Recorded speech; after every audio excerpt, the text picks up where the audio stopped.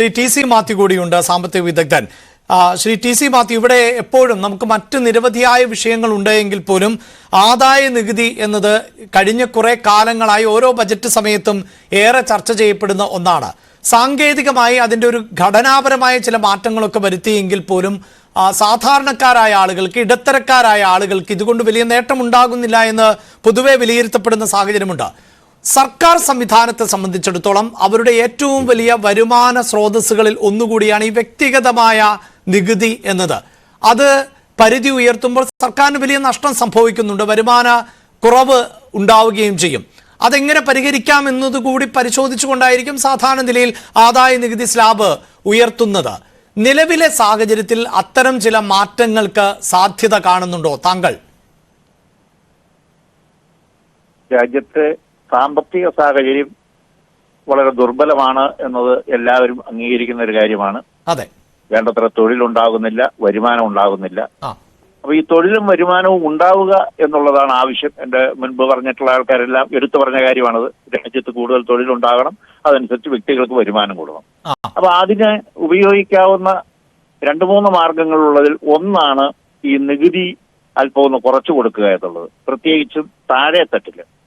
നമ്മൾ മുകൾ തട്ടിലെ നികുതികളൊക്കെ ഏകദേശം രാജ്യാന്തര നിലവാരത്തിലേക്ക് കുറച്ചു കൊണ്ടുവന്നിട്ടുണ്ട്. പരമാവധി ഏറ്റവും ഉയർന്ന വരുമാനക്കാർക്ക് പോലും 30-32% നികുതി കൊടുത്താൽ മതി. അതേസമയം താഴെ നിലവിലുള്ളവർക്ക് ഇപ്പോഴും 3 ലക്ഷം രൂപയുടെ പുതിയ ടാക്സ് രീതിയിൽ, പുതിയ സിസ്റ്റത്തില് 3 ലക്ഷം രൂപ വരെ മാത്രമാണ് ഒഴിവ്. തുടർന്ന് അങ്ങോട്ട് 5, 10, 15 എന്നിങ്ങനെ ഓരോ സ്ലാബുകളായിട്ട് നിരക്ക് കൂടുകയാണ്. അതിത്തവണ 5 ലക്ഷമാക്കി ഉയർത്തിയേക്കുമെന്ന തരത്തിലൊക്കെ റിപ്പോർട്ടുകളുണ്ട്. അത് ഉറപ്പിക്കാൻ സാധിക്കില്ല. കാരണം നമുക്കറിയാമല്ലോ, കഴിഞ്ഞ കുറെ ബജറ്റുകളിലായി ഇങ്ങനെയൊക്കെ പ്രതീക്ഷകൾ പങ്കുവെക്കുന്നുണ്ടെങ്കിലും ഏറ്റവും ഒടുവിൽ അങ്ങനെ പ്രതീക്ഷ നൽകുന്ന ഒരു പ്രഖ്യാപനമല്ല, പലപ്പോഴും നിരാശപ്പെടുത്തുന്ന പ്രഖ്യാപനമാണ് കഴിഞ്ഞ കുറെ നാളുകളായി ഉണ്ടാകുന്നത്. ഏതായിരുന്നാലും അങ്ങനെ ഒരു 5 ലക്ഷമോ ഏതെങ്കിലും ഒരു പരിധിയിലേക്ക് ഇത് ഉയർത്തിക്കഴിഞ്ഞാൽ ഉള്ള ഒരു കാര്യം, നിലവിലെ ഈ നികുതി നൽകുന്ന ആൾക്കാർക്ക് അവരുടെ കൈവശം മിച്ചം കിട്ടിയിരുന്ന പണത്തേക്കാൾ കൂടുതൽ കിട്ടും. അപ്പോ ഉദാഹരണമായിട്ട് ഇപ്പൊ 3 ലക്ഷത്തില് ഒഴിവ് കിട്ടി, ബാക്കിയുള്ള ഒരു 2 ലക്ഷത്തിന് നികുതി കൊടുത്തിരുന്ന അയാൾക്ക് 5% നികുതിയായ 10,000 രൂപ ലാഭം കിട്ടും. ഈ 5 ലക്ഷത്തിലേക്ക് ഇതിന്റെ ഒഴിവ് പരിധി ഉയർത്തിയാൽ. അപ്പൊ ആ 10,000 രൂപയ്ക്ക് അയാള് അധികമായി എന്തെങ്കിലും ചെലവ് ചെയ്യാൻ സാധിക്കും. അയാൾക്കൊരു TV ഒന്ന് മാറ്റി മേടിക്കാം, അതല്ലെങ്കിൽ മകനൊരു ലാപ്ടോപ്പ് വാങ്ങിച്ചു കൊടുക്കാം. ഇങ്ങനെ നിരവധിയായ കാര്യങ്ങൾ.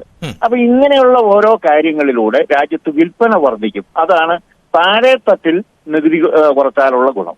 പക്ഷെ ഇതിന് സമാന്തരമായിട്ട് ഉൽപ്പന്നങ്ങളുടെ സേവനങ്ങളുടെയും നികുതി GST അതും കൂടി കുറച്ചാൽ മാത്രമേ വേണ്ടത്ര ഫലപ്രദമാകൂ.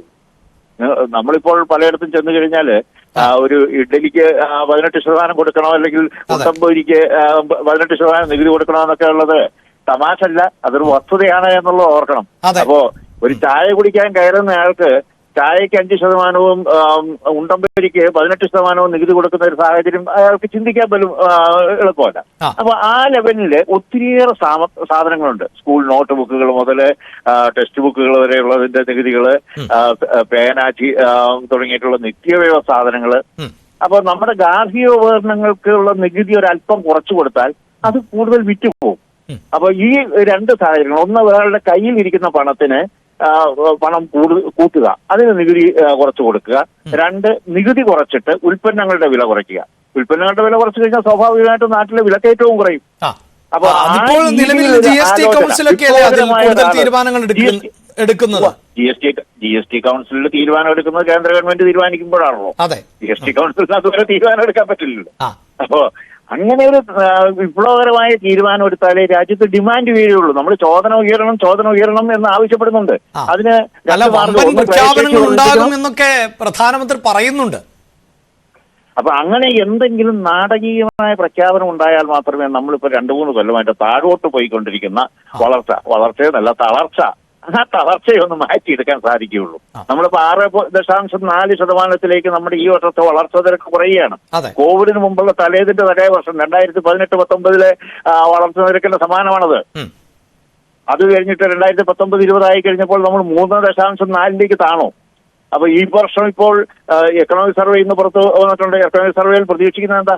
6.3-നും 6.8-നും ഇടയിലുള്ള വർധന ഉണ്ടാകുമെന്ന്. അതായത് 6.5% വളർച്ച.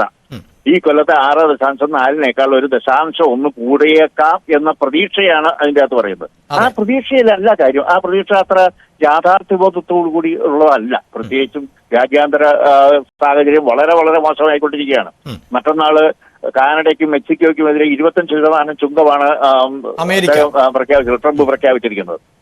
ബ്രിക്സ് രാജ്യങ്ങൾ ഏതെങ്കിലും രീതിയിൽ ഡോളറിനെ ഒഴിവാക്കാൻ തീരുമാനിച്ചാൽ 100% നികുതിയൊക്കെയാണ് പറയുന്നത്. 100% എന്ന് പറഞ്ഞാൽ ഇന്ത്യക്ക് അടക്കമാണ്. അപ്പൊ ഇങ്ങനെ രാജ്യാന്തര സാഹചര്യം വളരെ കലുഷിതമായിട്ടും അവ്യക്തമായിട്ടും അനിശ്ചിതമായിട്ടും നിൽക്കുമ്പോൾ സ്വാഭാവികമായിട്ടും നമ്മൾ ഇവിടെ നാടകീയമായി എന്തെങ്കിലും ചെയ്യണം. പലപ്പോഴും ഈ വിപ്ലവകരമായ മാറ്റങ്ങൾ എന്ന് പറയുന്നത് ഈ പരമ്പരാഗത സൊല്യൂഷൻസിലല്ല ഇരിക്കുന്നത്. ഇപ്പോ 1991 ഇന്ത്യ വിദേശ നാണ്യ പ്രതിസന്ധി നേരിട്ടപ്പോൾ ഇന്ത്യ എന്ത് ചെയ്ത്? ഇന്ത്യയുടെ രൂപയുടെ മൂല്യം 25% കുറച്ചു 2 തവണയായിട്ട്. പെട്ടെന്ന് നോക്കുമ്പോൾ വട്ടാണ് എന്ന് വേണമെങ്കിൽ പറയാം. പക്ഷെ ആ നാടകീയമായ തീരുമാനം കൊണ്ടാണ് ആ പ്രതിസന്ധിയിൽ നിന്ന് നമ്മൾ കരകയറിയത്. അപ്പോ ഇവിടെയുമുള്ള പ്രശ്നം ഇതാണ്. നമ്മൾ ആഗോള സാഹചര്യം മോശവും ആഭ്യന്തര സാഹചര്യം വളരെ ദയനീയവുമായിരിക്കുമ്പോൾ രാജ്യത്തെ ജനങ്ങളുടെ ക്രയശേഷി വർദ്ധിപ്പിക്കാനും വാങ്ങൽ ശേഷി വർദ്ധിപ്പിക്കാനും ജനങ്ങൾക്ക് വിഭവങ്ങൾ കുറഞ്ഞ വിലയ്ക്ക് ലഭ്യമാക്കാനും സാധ്യമായ എല്ലാ അടവുകളും ഉപയോഗിക്കണം. ആ അടവുകളിലൊന്നാണ് ഈ നികുതി നിരക്ക് അല്പം കുറയ്ക്കല് എന്നുള്ളത്. അത് നികുതി ഉൽപ്പന്നങ്ങളിലേക്ക് കുറയ്ക്കണം, വരുമാനത്തിന്റെയും കുറയ്ക്കണം. അങ്ങനെ ചെയ്തു കഴിഞ്ഞാൽ നിങ്ങൾ കൂടുതൽ വിൽപ്പന നടക്കും, അപ്പോൾ ഉൽപാദനം കൂടും, അപ്പൊ തൊഴിൽ കൂടും. അതാണ്. അതിന് ഒരു 6 മാസത്തെ സാവകാശം മതി ഈ തൊഴിൽ കൂടി വരാൻ. അതാണ് ഇതിന്റെ അകത്തുള്ള സാങ്കേതികമായിട്ട് പറഞ്ഞാൽ പ്രായോഗികമായ പരിഹാരം. തീർച്ചയായും ഞാൻ താങ്കളിലേക്ക് വരാം ഡോക്ടർ.